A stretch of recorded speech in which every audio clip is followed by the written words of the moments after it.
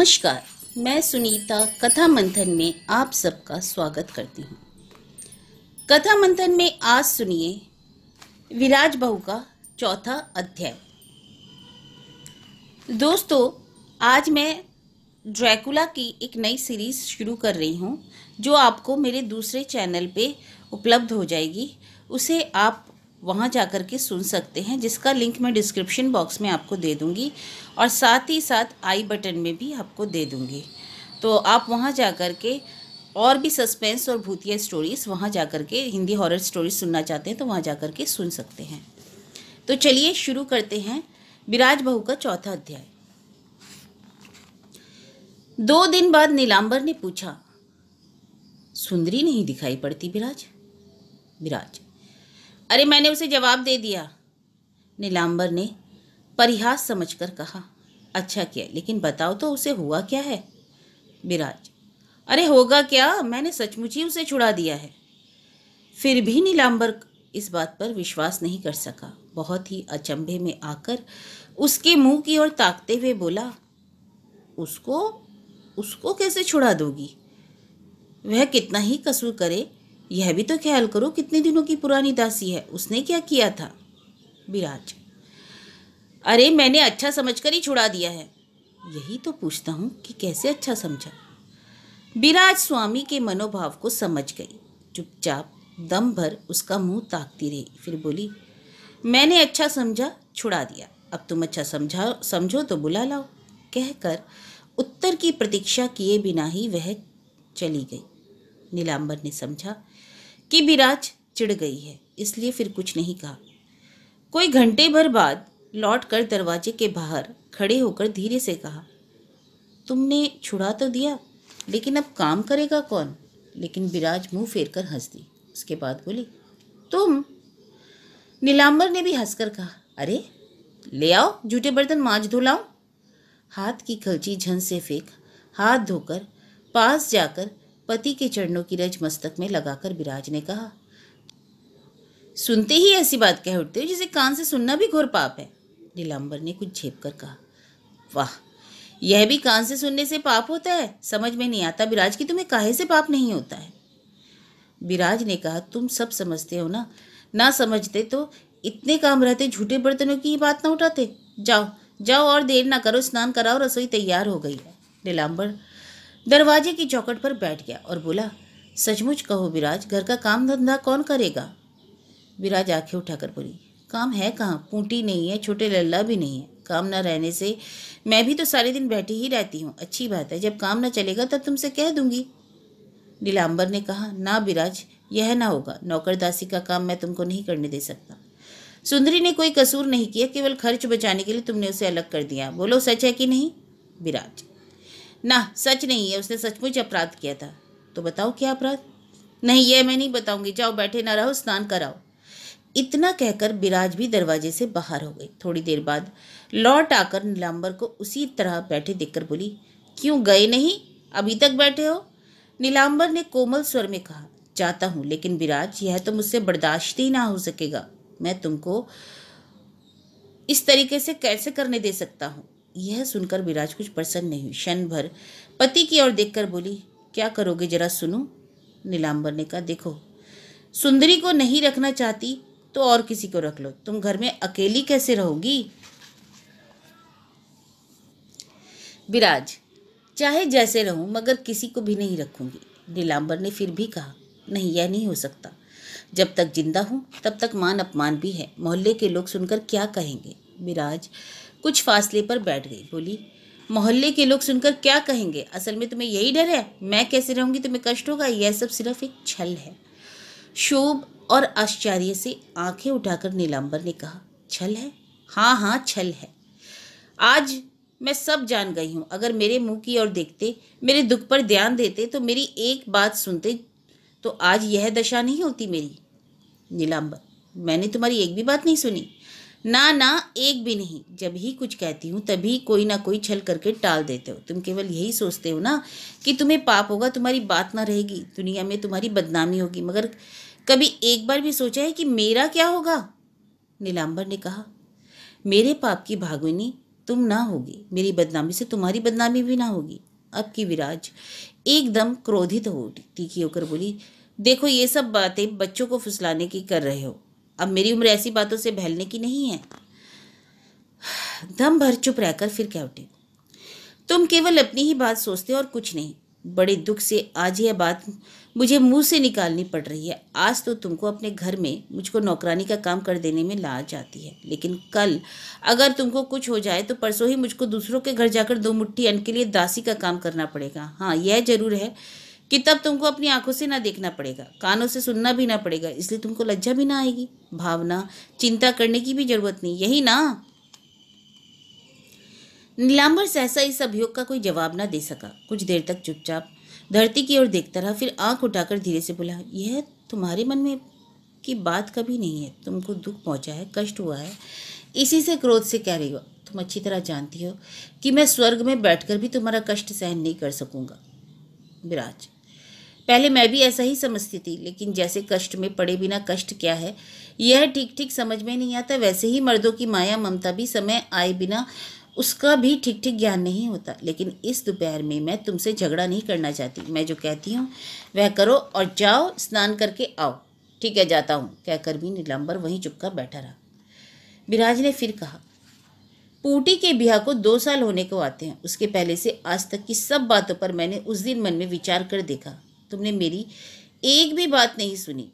जब जो कुछ मैंने कहा उसे तुमने काट दिया और अपने मन का काम करते गए। आदमी अपने नौकर चाकर की भी एक बात रख लेता है, मगर तुमने तो वह भी नहीं रखी। नीलांबर कुछ कहने ही वाला था कि विराज ने बीच में ही रोककर कहा, ना ना, मैं तुमसे बहस नहीं करूंगी। कितने बड़े दुख और घृणा से इष्ट देव का नाम लेकर मैंने कसम खाई है कि तुमसे कोई बात नहीं कहूंगी। आज अगर एकाएक बात ना उठ पड़ती तो तुम यह सब मेरे मुंह से ना सुन पाते। अब शायद तुमको याद ना आवे, बचपन में मैं सिर दर्द से एक दिन सो गई थी। द्वार खोलने में देर हो गई थी, इससे तुम मुझे मारने चले थे। तुमको यह विश्वास नहीं हुआ था कि मेरी तबीयत खराब है। उसी दिन से मैंने कसम खाई थी कि अपनी बीमारी की बात तो कभी तुमसे नहीं कहूंगी, और आज तक मेरी वह कसम कभी नहीं टूटी। नीलांबर के सिर उठाते ही दोनों की आंखें मिल गई। नीलांबर सहसा उठाकर विराज के दोनों हाथ पकड़कर घबराए हुए स्वर में क्या उठा, यह ना होगा विराज, तुम्हारी तबीयत ठीक नहीं है, बताओ क्या बीमारी है, तुम्हें बताना ही पड़ेगा। धीरे से अपने हाथ छुड़ाने की चेष्टा करते हुए विराज ने कहा, छोड़ो, लगता है, लगने दो, बताओ ना क्या हुआ है। कहाँ, कुछ भी तो नहीं हुआ, भली चंगी तो हूँ। नहीं, भली चंगी नहीं होती तो कई साल पुरानी बात की चर्चा करके मेरा जीना दुखाती, खासकर जिसके लिए मैं अनेक बार क्षमा मांग चुका हूँ। अच्छा, अब ना कहूँगी, कहकर विराज अपने को छुड़ाकर कुछ हटकर बैठ गई। नीलांबर उसका मतलब समझ गया, किंतु फिर भी कुछ नहीं बोला। 2-3 मिनट चुपका बैठा रहा, फिर उठकर चल दिया। रात को दिया जलाकर विराज चिट्ठी लिख रही थी। नीलांबर पलंग पर लेटा चुपचाप देख रहा था। एकाएक बोल उठा, इस जन्म में तो तुमको तुम्हारा शत्रु भी कोई दोष या अपराध नहीं लगा सकता, लेकिन तुम्हारे पूर्व जन्म का पाप था, नहीं तो ऐसा कभी नहीं होता। विराज ने सिर उठाकर पूछा, क्या ना होता?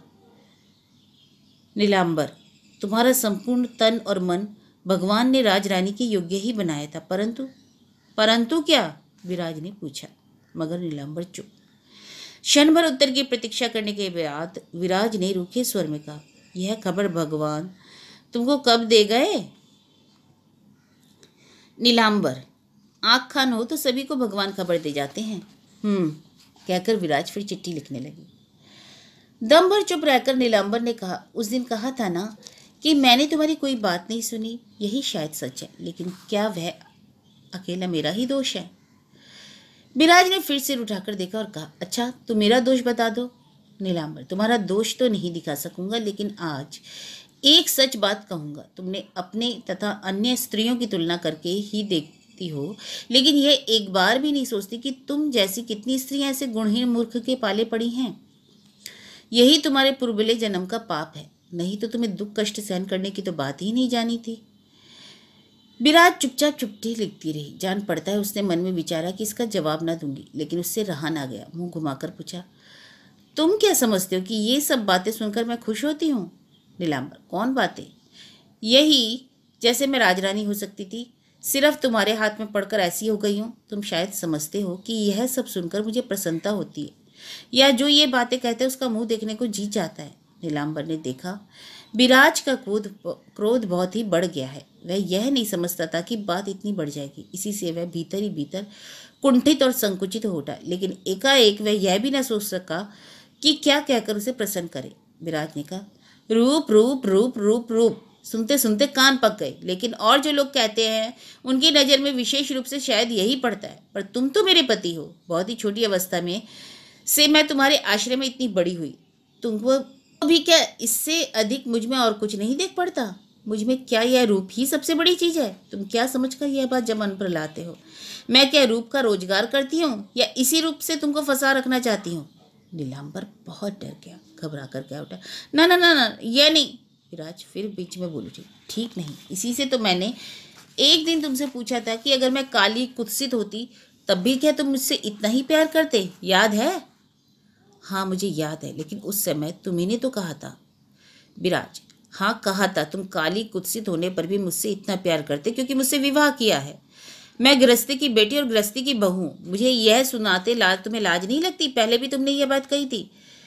बोलते बोलते क्रोध और अभिमान से उसकी आंखों में आंसू भर आए और वे दीपक के प्रकाश में चमकने लगे। यह देखते ही नीलांबर ने चट से पलंग से उतरकर उसका हाथ पकड़ लिया। विराज ने स्वयं ही एक दिन कह दिया था कि हाथ पकड़ लेने से फिर क्रोध नहीं रहता।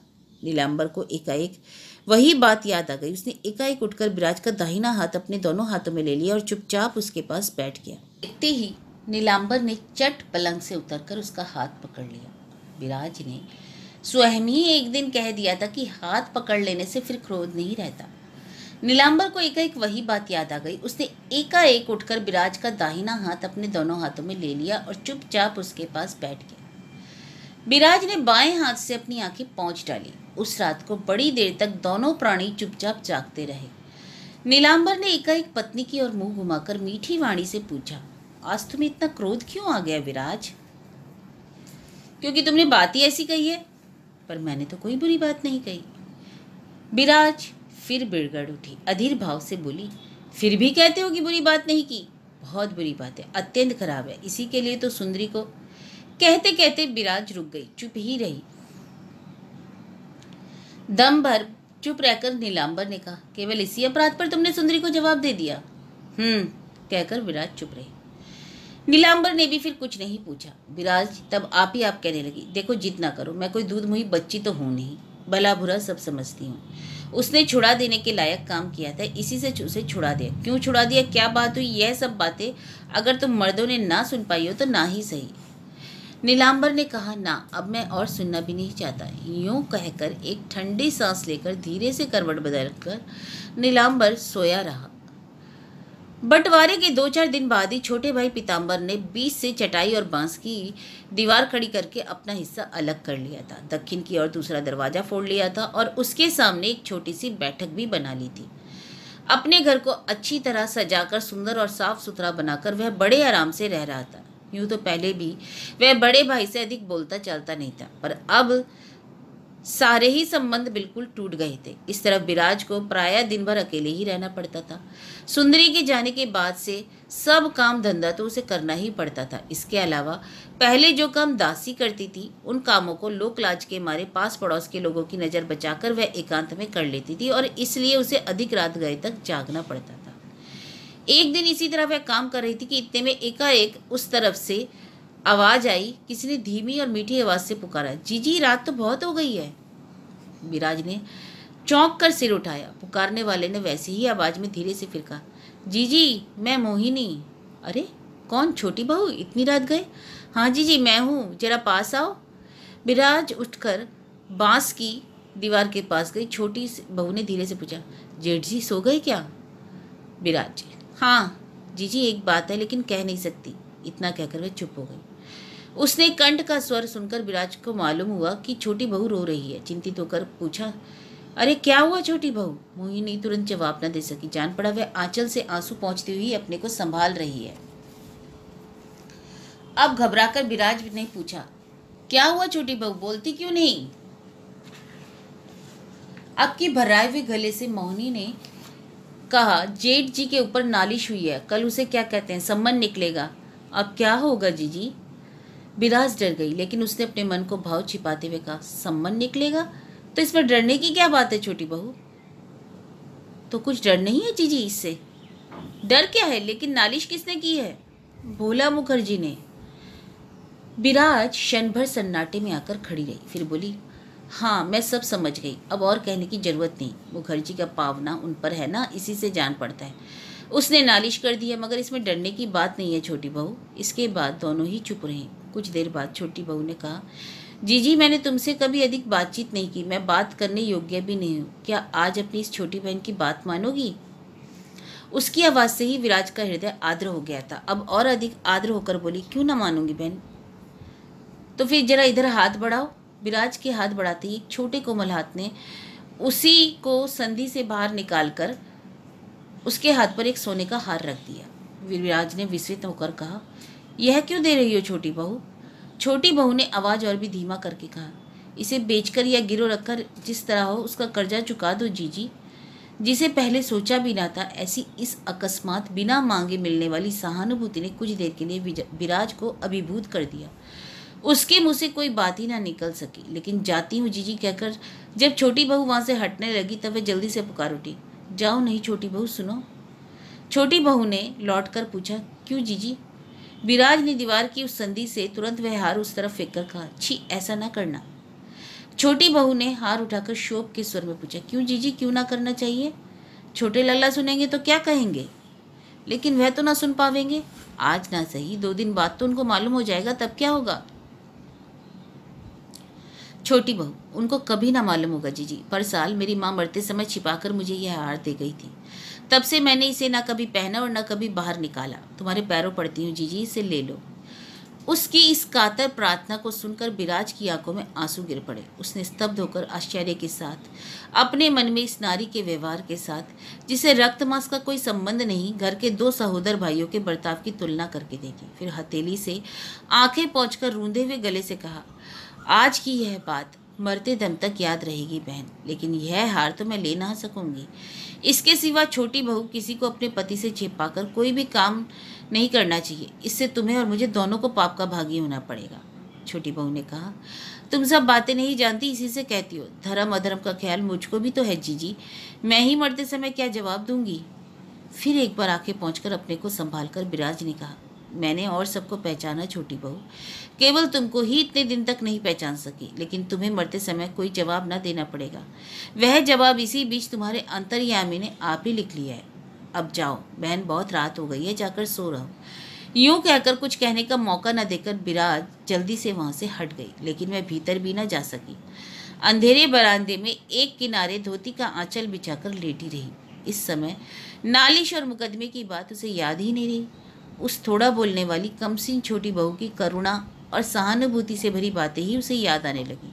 उसकी आंखों से झरने की तरह निरंतर जल पड़ने लगा। आज उसके हृदय में सबसे अधिक दुख इस बात को कचोटने लगा कि इतने दिन तक इतने पास रहकर भी वह छोटी बहू को पहचान न सकी और पहचानने की चेष्टा तक नहीं की। यह सच है कि उसने पीठ पीछे कभी छोटी बहू की निंदा नहीं की, लेकिन कभी अपनापे के साथ उससे कभी अच्छी बात नहीं की। बहुत तेज बिजली की चमक जैसे दम भर में तीव्र अंधकार को चीर देती है, वैसे ही छोटी बहू आज उसके हृदय के भीतर तक चीर कर प्रकाशित कर गई। सोचते सोचते, रोते रोते ना जाने वह कब सो गई। अचानक किसी का हाथ लगने से वह हड़बड़ाकर उठ बैठी। उसने देखा नीलांबर उसके सिरहाने बैठा हुआ है। नीलांबर ने संक्षेप में कहा, भीतर चलो, रात लगभग समाप्त होने को है। विराज ने कुछ कहा नहीं। वह स्वामी की देह का सहारा लेकर चुपचाप भीतर जाकर निर्जीव की तरह पड़ी रही।